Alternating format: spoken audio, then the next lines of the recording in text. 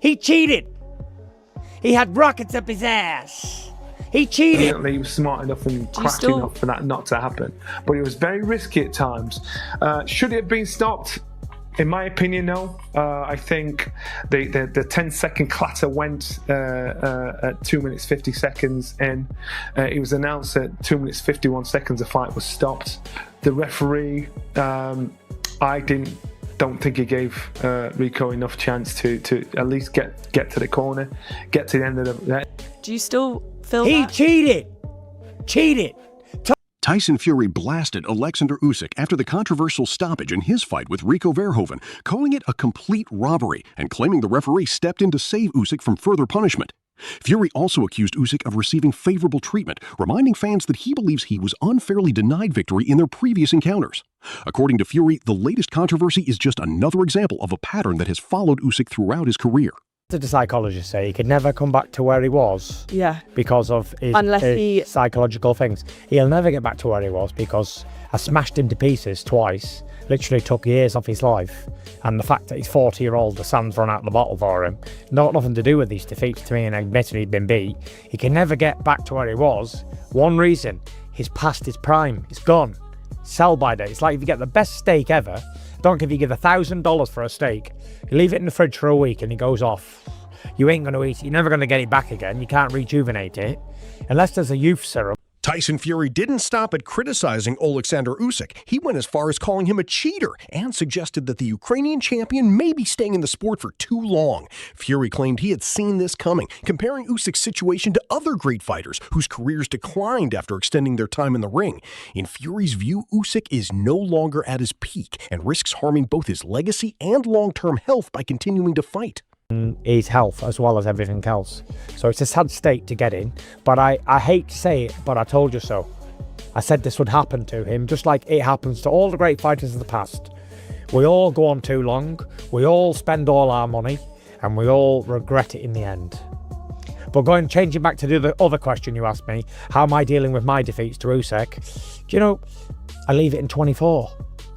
I think with me being a total psychologist, without someone telling me to leave it in 24, I sort of worked that out for myself, that I'm very blessed and very, very, very fortunate to be in this position, that I have my full family with me, and my dad and my brothers and my wife and my kids, and I can do anything I want. I chose boxing.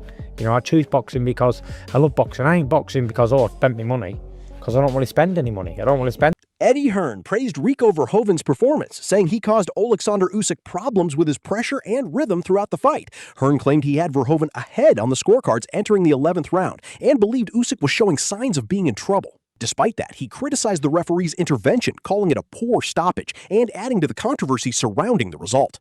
I thought it was incredible. I thought Rico was unbelievable. I mean, it was the rhythm. Usyk just couldn't get to terms with it, and I had Rico up in the fight going into that 11th round, and I felt like Usyk buzzed him a little bit in the 10th and actually could have had I was saying to AJ and everybody else, he's got to stick it on him there. I think he can actually stop him, and he did stop him. I thought it was a poor stoppage. I know that you can never think about how long left in the round, but what was there, a couple of seconds left in the round? Yeah. And I think when you're up in the fight or you're that competitive, you can't stop a fight when he's not taking really any serious punishment. Even Daniel Dubois also questioned Oleksandr Usyk's reaction during the controversial stoppage, arguing that the punch appeared legal and that there was no obvious sign of a foul. His comments added to the growing debate over the incident, with critics suggesting that key moments in the fight may have come down to interpretation rather than clear rule violations. It was a body shot. It was a body shot. Okay, bro. That was clear. It wasn't the past. Oleksandr Usyk remained calm when addressing the controversy, saying he is focused on boxing and winning fights rather than outside opinions. He avoided directly responding to the criticism, but his measured reaction continued to fuel debate among fans and analysts following the disputed result. I do not think about this. A lot of people say, hey, it's early, it's night. Listen, it's not my job. My job is... Rico Verhoeven voiced his frustration with the stoppage, insisting he was still capable of continuing when the fight was halted. He questioned the timing of the referee's intervention and argued that the result deserves further review. Verhoeven suggested that officials should re-examine the outcome, whether through the scorecards or another formal review process. That's why right away when the referee came in, I wasn't dazzled or whatever. I was looking at the referee and like, why is it stopping? Like, we're almost there. So it didn't make any sense to me. And then now looking back at it, even the bell went. Yeah, that's what I thought. And that's something he should be aware of. So yeah, of course mistakes can be made, but then looking back at it, the referee should. Duke McKenzie urged Oleksandr Usyk to consider retirement, arguing that every fighter eventually feels the effects of age. He suggested that Usyk is no longer at his absolute peak and could face increasing challenges from younger contenders eager to build their reputation. McKenzie warned that continuing for too long risks a defeat that could take attention away from Usyk's remarkable achievements in the sport. Father Time catches up with everybody sooner or later, and it would be catastrophic to see the great Oleksandr Usyk get beat by one of these young, up-and-coming, young, hungry lions that are out there. Because, he's like a piece of meat, and everybody wants that piece of meat right now, and they want that bite. And, Moses Atama, he's another one. Cabello, he's another one. Former promoter Alex Krasiuk said he always viewed Rico Verhoeven as a dangerous opponent, praising his toughness, energy, and determination. He believed Verhoeven had the mindset and ability to seriously test Oleksandr Usyk, and said the fight confirmed those concerns as Rico pushed the champion much harder than many expected. I saw his potential, his energy, how strong mentally he is. He has the balls made of stone. And that's what I felt, that it's not about skills, it's about the character. So this guy is capable of doing an upset. He's capable of realizing a miracle. And that's why I felt I was looking that it's going to be something extremely risky for Usyk, which actually happened. Rico Verhoeven strongly criticized the decision, arguing that the referee made a major error and that the result deserves an official review. He maintained that he was still able to continue and believed the fight should have been decided on the scorecards. His comments have added to the ongoing debate, with some questioning whether the officiating may have affected what could have been a career-defining victory. Of course, mistakes can be made, but then, looking back at it, the referee should admit his mistake, look back at it and say like, hey, so it's either a no contest or we go to the scorecards. And I think if we go to the scorecards, I was ahead. Derek Chisora reacted angrily to the stoppage, calling it premature and arguing that Rico Verhoeven was denied a fair result. He criticized the referee's decision and insisted the situation was handled incorrectly.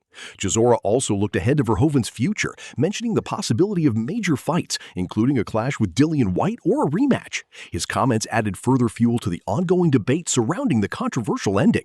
Early stoppage, they robbed that fucking guy. What's next for Rico, do you think? Okay, huh? What do you think's next for Rico? Dillian Whyte. I think Rico should fight Dillian Whyte. Huh? Yeah, what about the rematch? They got a rematch. Carl Froch questioned the timing of the stoppage, arguing that the referee could have allowed the round to finish before intervening.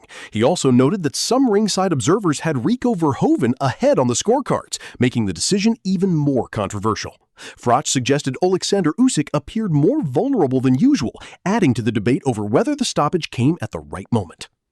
And then the 10-second clapper went, so it was right towards the end of the round, and it was almost like the referee could have let the fight go on, just so we could have seen the final round, because on a lot of scorecards around the ringside, people had Rico ahead by about 2 or 3 rounds, and difficult to argue with. I don't know what Usyk was doing. Has Usyk got older?